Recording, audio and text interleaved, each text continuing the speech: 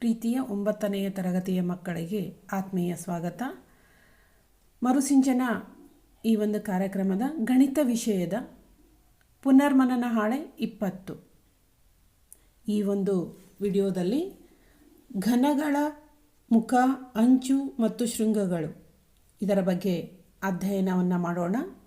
ಇಲ್ಲಿ ಈ ಒಂದು ಕಲಿಕಾಫಲ, ಈ ಒಂದು ಸಮಸ್ಯೆಗಳನ್ನು ಬಿಡಿಸೋದ್ರಿಂದ ನೀವು ಯಾವ ಕಲಿಕಾಫಲವನ್ನು ಅನುಭವಿಸ್ತೀರಿ ಅಥವಾ ನಿಮಗೆ ಯಾವ ಕಲಿಕಾಫಲ ಗೊತ್ತಾಗುತ್ತೆ ಅಂದರೆ 3D ಅಂದರೆ 3 ಆಯಾಮದ ಆಕೃತಿಗಳ ಬಗ್ಗೆ.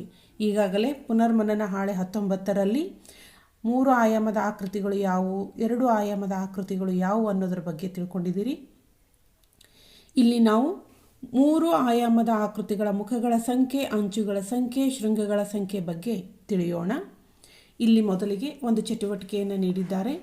ಈ ಚಟುವಟಿಕೆಯಲ್ಲಿ ಈ ಕೆಳಗೆ ಕೊಟ್ಟಿರುವ ಆಕೃತಿಗಳನ್ನು ಅವುಗಳ ಹೆಸರಿನೊಂದಿಗೆ ಹೊಂದಿಸಿ ಗೆರೆ ಎಳೆಯಿರಿ ಅಂತ ಹೇಳಿದ್ದಾರೆ. ಮೊದಲನೆಯದು ಏನಿದೆ, ಪಿರಾಮಿಡ್. ಈ ಆಕೃತಿಗಳನ್ನು ನೀವು ನೋಡಿದಾಗ ಪಿರಾಮಿಡ್ ಯಾವುದು ಅನ್ನೋದನ್ನು ಹೋಲಿಕೆ ಮಾಡಬೇಕು. ಇಲ್ಲಿ ಮ್ಯಾಚ್ ದ ಫಾಲೋವಿಂಗ್ ಅಂತ ಹೇಳ್ತಾರಲ್ಲ, ಅದೇ ರೀತಿ ಗೆರೆ ಎಳೆಯಿರಿ ಅಂತ ಹೇಳಿದ್ರೆ ಪಿರಾಮಿಡ್ ಅಂದಾಗ ಈ ಆಕೃತಿಗಳನ್ನು ನೋಡಿದಾಗ ಪಿರಾಮಿಡ್ ಎಲ್ಲಿ ಬರುತ್ತೆ, ಇದು ಬರುತ್ತೆ, ಇದು ಪಿರಾಮಿಡ್. ನೆಕ್ಸ್ಟ್ ಎರಡನೇದು ಚೌಕಘನ.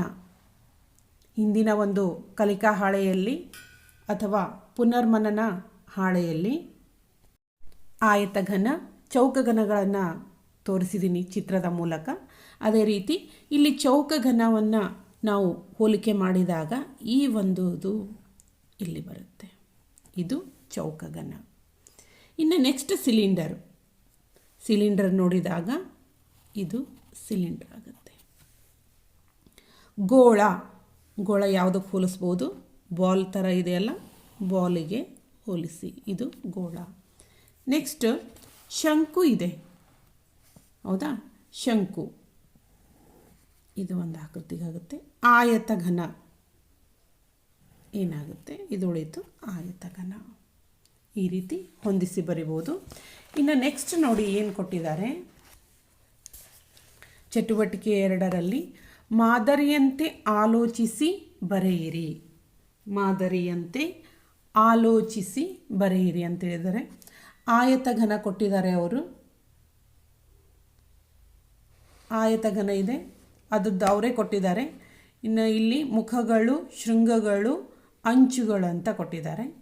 ಈ ಒಂದು ಘನಾಕೃತಿಯ ಹೆಸರು ಆಯತಘನ ಮೊದಲನೇದ್ದು. ಅಲ್ಲಿ ಮುಖಗಳು 6 ಇವೆ, ಶೃಂಗಗಳು 8, ಅಂಚುಗಳು 12 ಇವೆ.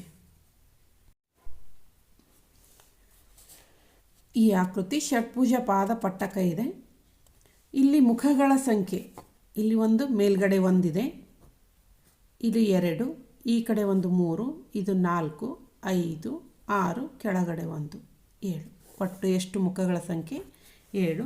ಶೃಂಗಗಳು 1, 2, 3, 4, 5, 6, 7, 8, 9, ಹಿಂದೊಂದಿದೆ 10.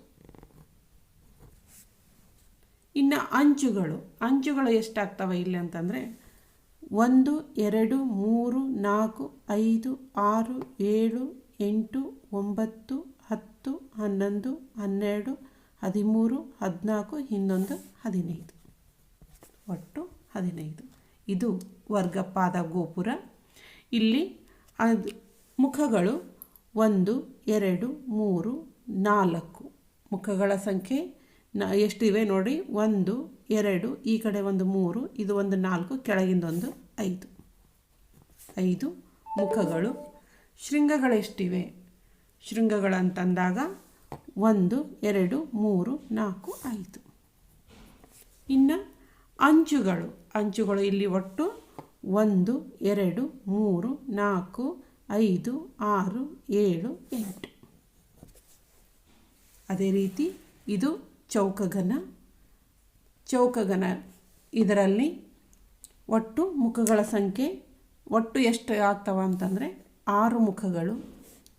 ಶೃಂಗಗಳು ಇಲ್ಲಿ 8 ಶೃಂಗಗಳಿವೆ, 1, 2, 3, 4, 5, 6, 7, 8. ಅದೇ ರೀತಿ ಅಂಚುಗಳನ್ನು ಎಣಿಸಿದಾಗ ಇಲ್ಲಿ ಅಂಚುಗಳು ಎಷ್ಟಾಗ್ತವಂತಂದರೆ 12. ಇದು ತ್ರಿಭುಜ ಪಾದ ಪಟ್ಟಕ.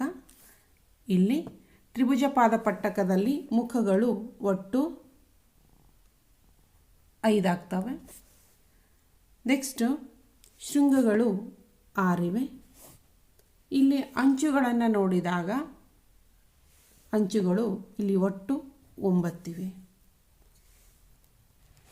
ತ್ರಿಭುಜ ಪಾದ ಗೋಪುರ ಅಥವಾ ಪಿರಮಿಡ್ ಈಗಾಗಲೇ ನೀವು ಹಿಂದಿನ ಒಂದು ಇದರಲ್ಲಿ ನೋಡಿದಿರಿ. ಇದರಲ್ಲಿ ಮುಖಗಳ ಸಂಖ್ಯೆ ಒಟ್ಟು 4.